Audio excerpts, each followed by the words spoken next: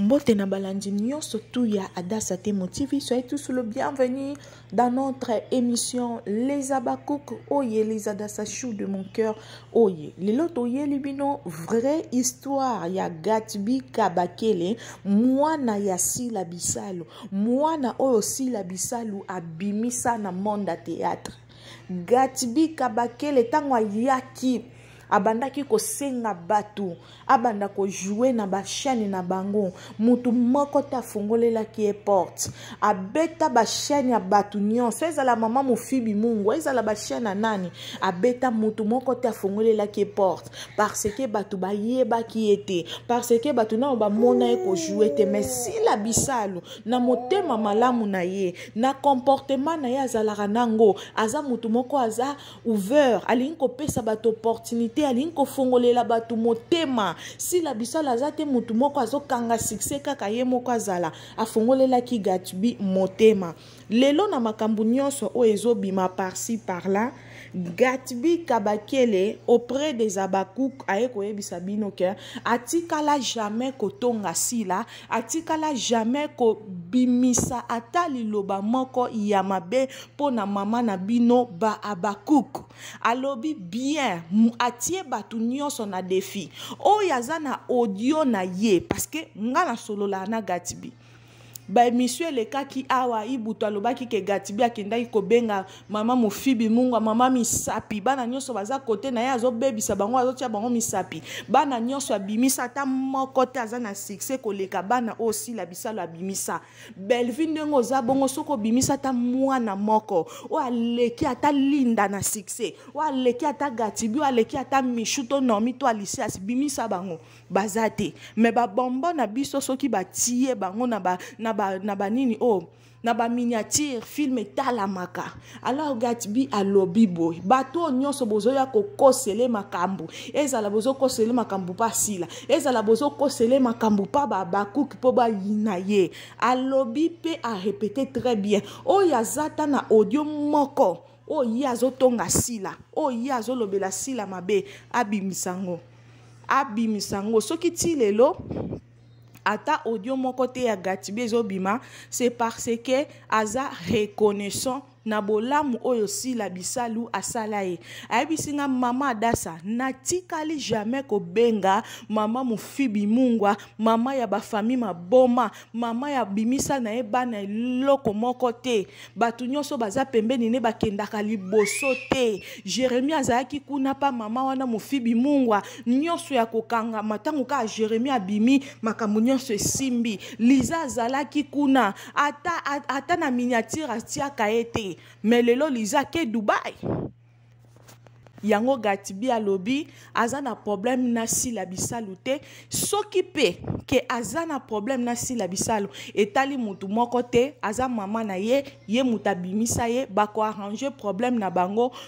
mibale bokozala surpris tango bokomona retour na ye na SB bokozala surpris tango bokomona ye na Sila Bisalo Bekam la maman des Abakouk ayebisinga ke en aucun jour atikala kobenga mama mofibi mungwa to mutu musu supona asenga tournage alobi nga mama Adassa na kobenga bango na senga tournage po bakofuta nga combien oyo koleka SB abandaki kofuta nga to bakopesa nga mbongo oyo koleka salaire oyo kali apesaka nga chaque fin du mois bazone loko ko vibrise nga te nga naza musufra te na ya déjà théâtre naza na mutuka na nga na ya déjà théâtre naza na ndaku na nga naza na salaire na nga naza na musala naza na mbongo na nga na ebite oyo Belleville akopesa nga ekozala ba million to ekozala nini naza innocent na ebi eloko te ba Abakouk soki na sala ki eloko mabe soki bomona ki o ba musique yo Gatbi azobwakela biso faux et archi faux na tikala jamais ko bwakela bino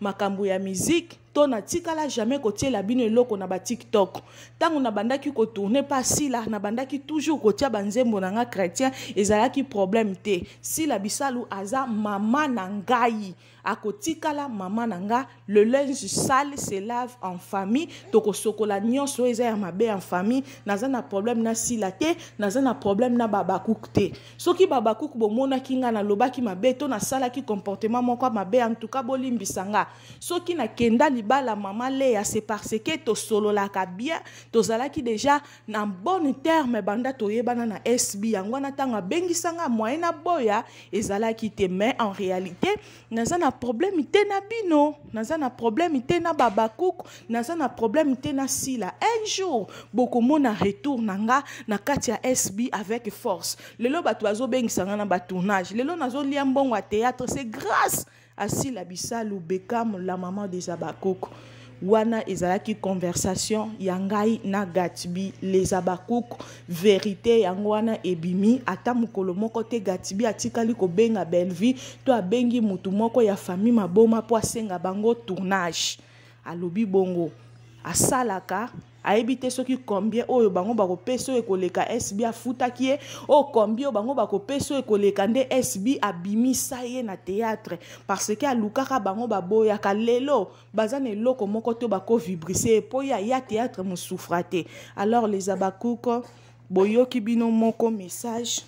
boyoki bino moko nga na yaka toujours na vérité. Tango na yokaki émission wana na lobaki te na koluka Gatibi na koluka Gatibi na ye ba vraie version ya likambo parce que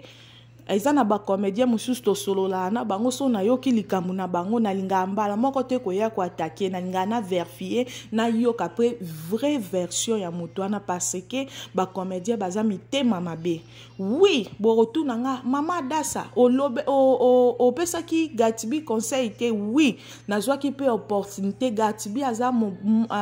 donc na ko loba monsieur qui se respecte aza mutu mo malamu parce que soko komelie donc respect ya kosakana te tango na komelie à répondre nga na tunye ba question à répondre nga na suka nango pe attends que toza batu na pesaki conseil pe Gatibi bokeba bino bozaba na sila bokeba na bisika bokenda peu importe problème o bokoki kozala nango siko na sila kobosa na teke aza mama na yo ye mutabimisaki yo bokeba monde théâtre eza mabe batu balingi sila te batu nyonso kaka misu na bango eza pa bekam. Alors bokeba na bisika bozoke ato yoki mutazo tonga sila sala ndeti yoki te longwa wana ba audio ekomo mona yo zo solola na mutu sujet moko na ndenga bien mais ye azo grave yo elukeli yo ba problème. Donc toye ba aka ko soigner ba relation parce que lobi toye bité yangwana conseil onga na pesaki Gatibi aibisinga pe merci maman naza na problème te na sila un jour beaucoup mona nga na kati ya SB parce que eza ndak nanga bo comprendre de même oyo que bato ebele botindela nga message pour na propos à Linda a répondre à ba message te naza na manière to na koya ko défendre ye parce que ye moko makambo azo sala ou azotia na ba TikTok ezo sala ke